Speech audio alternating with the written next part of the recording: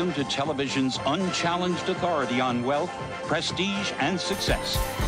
Welcome back to another episode of Where Collector Melt.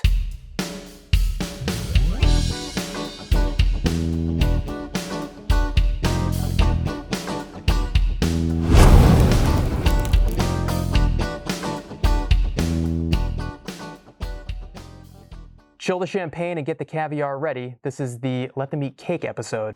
Opulence. I has it. That's right, folks. For this one, we decided to bust the bank and break into the vault, and we have three heavy watches here today. We picked from the three brands that I think are kind of the hallmarks of the high-end watch world right now. We have Patek Philippe, we have Rolex, and we have Richard Mille. We have the RM004-V2, which is an early Richard Mille split-second chronograph in white gold. Very complicated. Yeah, incredibly complicated. We have the Rolex Daytona. This is the Tiger edition, which is the white gold Rolex Daytona with all of the diamonds on it. Complicated for different reasons. Exactly. And we also have the brand new for 2022 Patek Philippe 5270P with the all-new green dial. Really complicated. Incredibly complicated, yeah. So 2 grand comps and a chronograph, which it's a lot more than just a chronograph. But a bedazzled chronograph. Exactly. Nonetheless. Exactly. So 3 watches all in precious metal, but 3 extremely different styles here. You know, from the most sporty to the sport watch with the bling to what is a very interesting release from Patek Philippe, in my opinion, because it is their most signature complication. It is a classic dress watch in its size and proportion, but then with that new stunning green dial, which gives it a much more modern feel. Absolutely. Especially like with the white printed numbers and things on it. Yeah. So diving in Scrooge McDuck style, Robert, why don't you kick us off and let me know where you're going with this one. So in terms of the daily wear, if we are going to go to the heights of ridiculousness that these watches occupy. I mean, that's what this is all about right now. As we say at the shop, right? These are not mortal watches. No. These are watches that live high upon Mount Olympus. And so if we're going to do that and we're going to eschew all sense of normalcy and reason,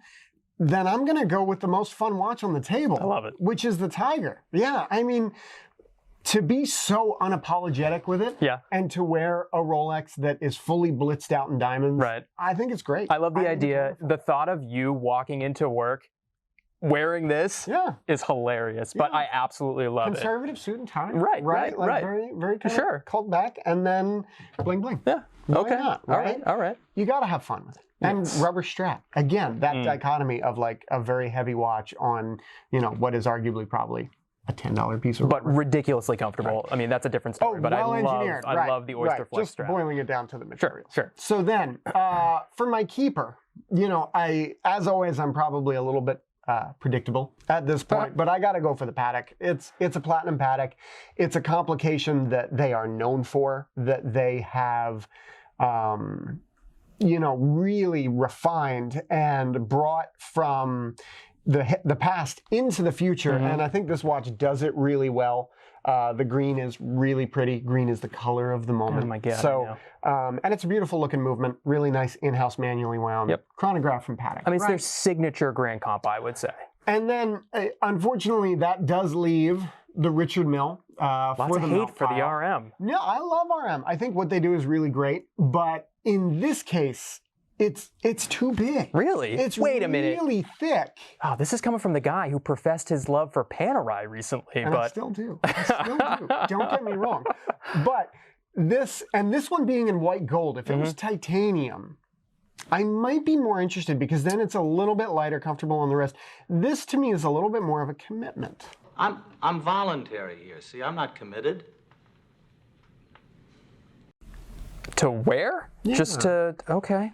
So you're more comfortable walking around every day with, I believe, 36 trapeze cut flawless diamonds on your wrist? I think you're making my case for it. I mean, what do I need to say? All right. Well, so we're going to agree in certain areas. We're obviously going to disagree elsewhere. So for me personally, I think the best everyday wear is going to be the RM. It's very sporty, but it's also just incredibly complicated with that split-second chrono. I think there's so much detail, with the transparent dial. You can just see so much of what's going on. And, for me personally, I think RM is kind of all about the movement. I mean, yes, they make interesting cases and their design is interesting, but it's the technology, and what they've done. Well, you're getting the whole package. 100%, You're getting the whole absolutely. package with RM. Like, there's a lot of hype with RM. Sure. Don't get me wrong. And the way they run that brand is brilliant. Incredibly. Right, from a business perspective. Yeah. But you also have to at least admire the fact that they back it up with really high-end watchmaking. Yes.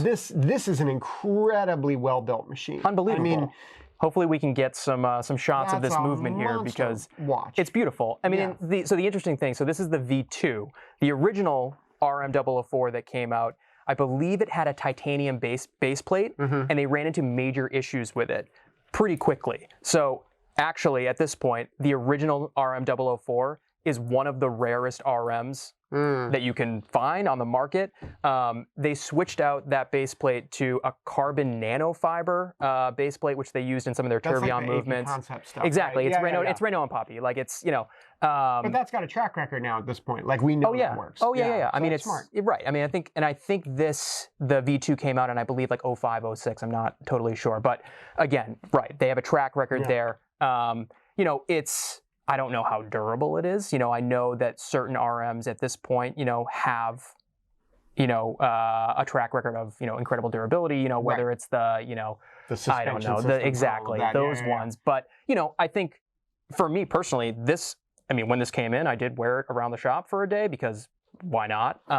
And it was amazing. It was super comfortable. It sat on my wrist really nicely. This was before RM really kind of went to the really oversized cases. Well, yeah, some of those new chronos and They're like huge. that survival watch or whatever. Oh my gosh, that thing is massive. That also, to me, is like a really amazing testament to the amount of detail that they put into the design of something like that. When you can have a watch that is chunky, right? Like, we got to call a spade a spade. That's a big watch. That's huge. It's got some thickness. It's huge. But if you can wear it, and you can wear it comfortably for a day, that tells you that there's a lot of things that went on here that maybe you don't see. Oh, absolutely. But you feel them. Right. And that you can't deny it. No. Like, there's a lot of love and attention that goes into these, and that's why I think the brand is as successful as it is, because it's not just riding the hype. I mean, I'm a total convert. Like, I used to, I had that same idea that RMs were for whatever flashy Floyd Mayweather style people. Exactly. Yeah, oligarchs. Right.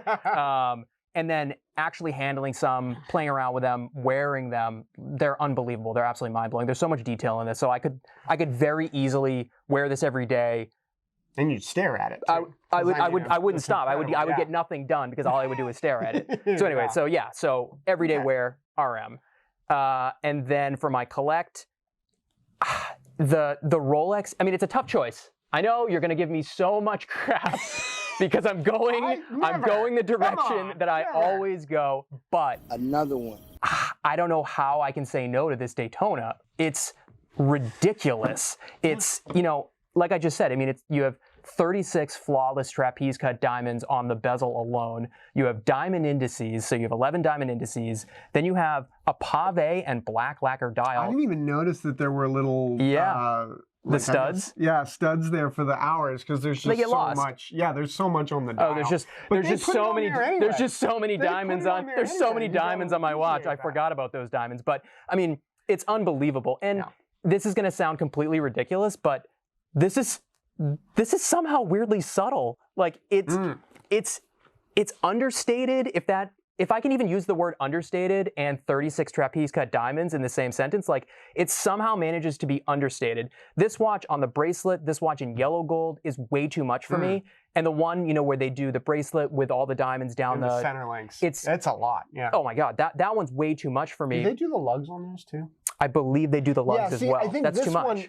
The fact that the lugs are plain white gold helps it. The rubber strap helps it. Yeah. And it's not big. No. Right? It's small. It's a standard Daytona. It wears so well. It can be discreet if you want it to. And that's kind of like my thing with this. It's like, there's no discretion. What the hell? We're not trying to be discreet. This is not about being discreet right now. Right. The Billionaire edition is not about Right. But anyway, so I'm going to collect this one.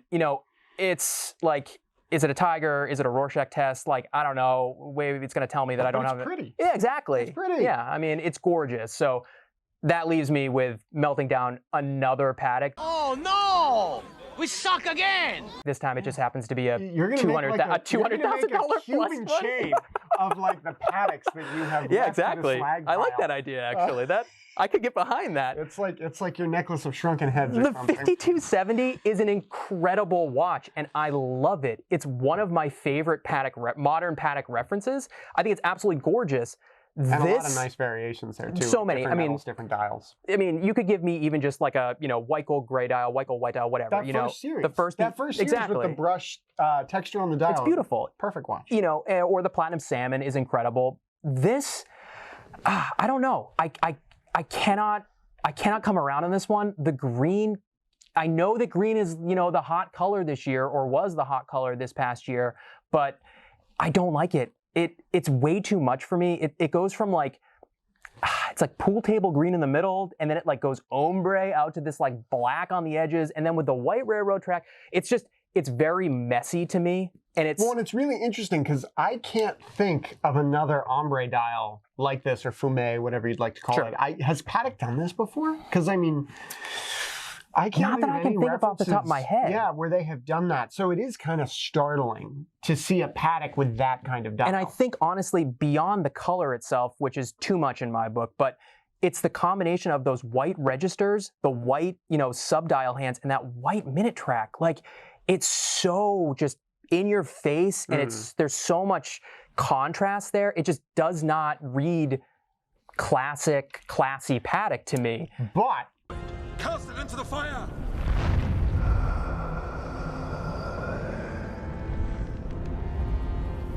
Destroy it! this is the first perpetual calendar chrono we have seen from Patek with Dauphine hands since the 2499. That's not enough to save this in my book. That's a great effort there, Robert. 3970, 5970. Yeah. Every iteration of this watch thus far has had the leaf-shaped hands or the what did they have on the 3970 first? They were almost batons. They weren't quite. But they're close. Yeah. It's more similar to that style. But this is the first with those classic Patek Dauphine hands, and to do just the stick markers like that, I agree with you. To like the green dial, it's really striking. Yeah. And I think that's going to create like an either you really are into it or you're kind of like not so into it. I just think it's very confused. Like, you know, when you think of if I, you know, decide I'm getting dressed or I'm going out to do something and I'm going to my theoretical Billionaire's watch box with all of my amazing things in it, and I'm thinking, you know, I want to wear, you know, something classic, you know, oh, I should wear my Patek, I should wear my Grand Comp. It's trying to be something that it's not. This doesn't come across to me as like a refined, you know, Grand Comp perpetual calendar chronograph that is, you know, elegant and classy that I can throw on and go to, you know, a dinner at Danielle or something. Like it's a weird, like Patek trying to be flashy, but still be classic Patek. I don't know. It doesn't work for me. So I'm melting it, but I wonder. It makes me wonder if this is kind of like a test for Patek to see how this watch does, and then to see if they start branching into more colors. Because Patek, obviously, other than blue, they don't really do colors, right? Well, you get salmon. Black and gray. You get salmon. To me, almost isn't a color anymore because everybody does the same. True. Yeah. So it'll be interesting to see where this goes. Are we going to see like, you know, an annual calendar with a red dial, or like are they going to get more adventurous? I hope not. Jeez. It seems out of character, but I mean, so did the 5524. That seemed way out of character, and then that turned into a brilliant watch. Anyway, I think we have digressed. I think we have. Really I don't even know. far. I don't know. Yeah. So, where were we? In summary, I am wearing the Tiger because why not? I am keeping the Patek because even though it is kind of, I guess I like the fact that it is kind of a conversation piece, and it is going to be this piece that's going to be somewhat polarizing, that green dial, because it's not salmon, it's not blue. It's going to be this piece, I think, especially going forward, it's going to be one of those pieces where it's like, man, Patek really went a little bit farther with this.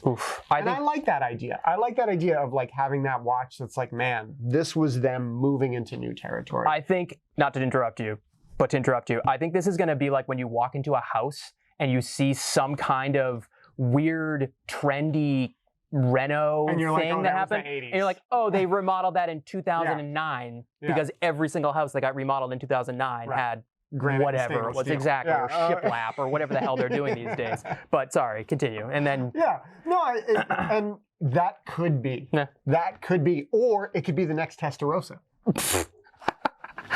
I'm just saying. All right, I remember all right. when you couldn't give a Testarossa away. you remember? Yeah, wasn't that long? Were you shopping for them when you were 4? Yes, I saw 3 of these parked outside the local Starbucks this morning. All right, well, he's wrong. Anyway, RM, white gold, make yourself a nice signet ring. Good to go. Oh my God. All right. So, and in conclusion, the right answer here is wear the RM004 because why not? It's a ridiculous piece of watchmaking in a shockingly wearable case. I will agree, you and it's are a ridiculous. Yes, I am. I know. There you And it's a statement piece too. You know, it's just ridiculous. It's amazing. Collect the Tiger Daytona because diamonds, Daytona. Off-menu Rolex. Off-menu Rolex. We didn't even talk about that. It's off-menu, which is just like Right. You're not going to find it on the website. You're not gonna find a gonna know price. the price. Exactly. It's only offered to special customers. you have to be approved essentially to get it. And then finally, get rid of the stainless steel and granite countertop Patek that is the 5270p. So let us know what you guys think. This was a really fun one to think about and to talk about. You know, we're really lucky here where we get to play with unbelievable stuff like these 3 and many others. But let us know what you guys would do. You know, what floats your boat. Let us know if we're wrong, if we're right. Tell us some other things that you want to see us do. You know, other 3 ways that we can talk about. Yes, I know. I'm taking your role from last time. But yeah, thank you very much for watching. We really appreciate it. We hope you guys like what you see. Robert, any closing thoughts? No, I mean, like you said, it's always fun to kind of play these hypotheticals. We do this all day here at the store because we're in this position that we're in, and so it's cool to kind of actually say them out loud. And we're enjoying your feedback. You know, we've gotten some really nice comments in terms of like what people think and some ideas from some people as to three-way shootouts they'd like to see happen. So we appreciate you guys watching. We hope that you're hitting that like button and you're hitting that subscribe button, and we'll see you next time. Cheers. They call that money. He has that on camera now, you know.